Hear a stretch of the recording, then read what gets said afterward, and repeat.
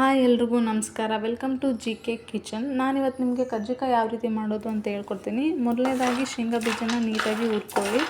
ಚೆನ್ನಾಗಿ ಹುರ್ಕೊಂಡಾದ ನಂತರ ಅದರ ಸಿಪ್ಪೆನ ತೆಗಿಬೇಕು.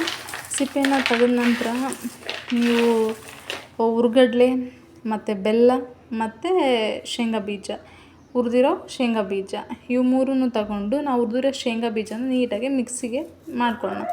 ಮಿಕ್ಸ್ ಜಾರ್ ಹಾಕ್ಕೊಂಡ್ಮೇಲೆ ಅದನ್ನ ಒಂದು ಸೈಡಿಗೆ ತಗೊಂಡು ಮತ್ತು ಹುರ್ಗಡ್ಲೆ ಬೆಲ್ಲ ಇವೆರಡೂ ಮಿಕ್ಸ್ ಮಾಡಿಕೊಂಡು ಮತ್ತು ಅವೆರಡನ್ನೂ ನಾವು ಆಗಲೇ ತೊಗೊಂಡಿದ್ವಲ್ಲ ಶೇಂಗಾ ಬೀಜದ ಪೌಡ್ರು, ಅದಕ್ಕೂ ಮತ್ತು ಈ ಹುರ್ಗಡ್ಲೆ ಪೌಡ್ರು ಎರಡನ್ನೂ ನೀಟಾಗಿ ಮಿಕ್ಸ್ ಮಾಡ್ಕೋಬೇಕು.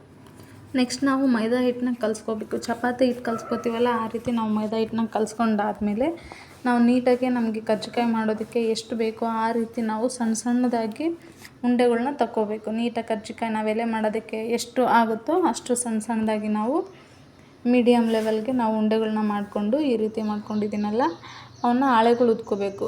ಹಾಳೆಗಳು ಉದ್ಕೊಂಡು ಸೈಡಿಗೆ ಸ್ವಲ್ಪ ನೀರು ಹಚ್ಚಿ ನಾವು ಪೌಡ್ರ್ ಏನು ಮಾಡಿದ್ವಿ ಅದನ್ನ ಕಜ್ಜಿಕಾಯಿ ಪೌಡ್ರು ಹೂರಣನ ಅದರೊಳಗೆ ಹಾಕ್ಕೊಂಡು ನೀಟಾಗಿ ಪ್ರೆಸ್ ಮಾಡಬೇಕು.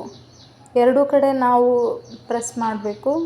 ಹಂಗಾಗಿ ಅದು ನಾವು ಕರಿಬೇಕಾದ್ರೆ ಹೂರಣ ಕಡೆಗೆ ಬರೋಲ್ಲ. ಎರಡೂ ಕಡೆ ನಾವು ನೀಟಾಗಿ ಪ್ರೆಸ್ ಮಾಡಾದಮೇಲೆ ನಾನು ಒಂದು 5 ಕಜ್ಜಿಕಾಯಿನ ರೆಡಿ ಮಾಡ್ಕೊಂಡಿದ್ದೀನಿ. 5 ಕಜ್ಜಿಕಾಯಿ ರೆಡಿ ಮಾಡಿಕೊಂಡು ನಾವು ಎಣ್ಣೆಯಲ್ಲಿ ಲೈಟ್ ಬ್ರೌನ್ ಬರೋವರೆಗೂ ನಾವು ನೀಟಾಗಿ ಫ್ರೈ ಮಾಡ್ಕೋಬೇಕು. ಎರಡೂ ಕಡೆನೂ ತಿರುವಾಕೋತಾ ಫ್ರೈ ಮಾಡ್ಕೋಬೇಕು. ನಾನು ಇದು ಸಣ್ಣ ಕಡಾಯಿ ಇರೋದ್ರಿಂದ ಎರಡೆರಡು ಹಾಕ್ಕೊಂಡು ಕರಿತಾಯಿದ್ದೀನಿ. ನೀವು ದೊಡ್ಡ ಕಡಾಯಿ ಇದ್ದರೆ 5ರಿಂದ 6 ಹಾಕ್ಕೊಂಡು ಕರಿಬೋದು. ಆವಾಗ ಎಣ್ಣೆ ಜಾಸ್ತಿ ಹೋಗಲ್ಲ. ಎರಡೂ ಕರೆದಿದ್ದೀನಿ ನಾನು ಇವಾಗ. ನೀಟಾಗಿ ಈ ಥರ ಲೈಟ್ ಬ್ರೌನ್ ಕಲರ್ ಬರೋವರೆಗೂ ನೀಟಾಗಿ ಫ್ರೈ ಮಾಡ್ಕೋಬೇಕು. ಫ್ರೈ ಮಾಡ್ಕೊಂಡಾದ್ಮೇಲೆ ಈ ರೀತಿ ನಮಗೆ ಕಜ್ಜಿಕಾಯಿ ಸಿದ್ಧವಾಗುತ್ತೆ ನೋಡಿ ಫ್ರೆಂಡ್ಸ್. ಮನೆಯಲ್ಲೇ ಹುರ್ಗಡ್ಲೆ, ಬೆಲ್ಲ, ಕಡಲೆ, ಮೈದಾ ಹಿಟ್ಟು ಹಾಗೂ ಎಣ್ಣೆ ಈ 5 ಪದಾರ್ಥಗಳನ್ನ ಉಪಯೋಗಿಸ್ಕೊಂಡು ನಾವು ಮನೆಯಲ್ಲೇ ಸುಲಭವಾಗಿ ಕಜ್ಜಿಕಾಯಿನ ರೆಡಿ ಮಾಡ್ಬೋದು. ಯಾವುದೇ ರೀತಿ ಹಬ್ಬಗಳು ಬರಲಿ, ಏನೇ ಮನೇಲಿ ಸಮಾರಂಭಗಳು ಬರಲಿ ಸುಲಭವಾಗಿ ನಾವು ಕಜ್ಜಿಕಾಯಿನ ಮಾಡ್ಬೋದು.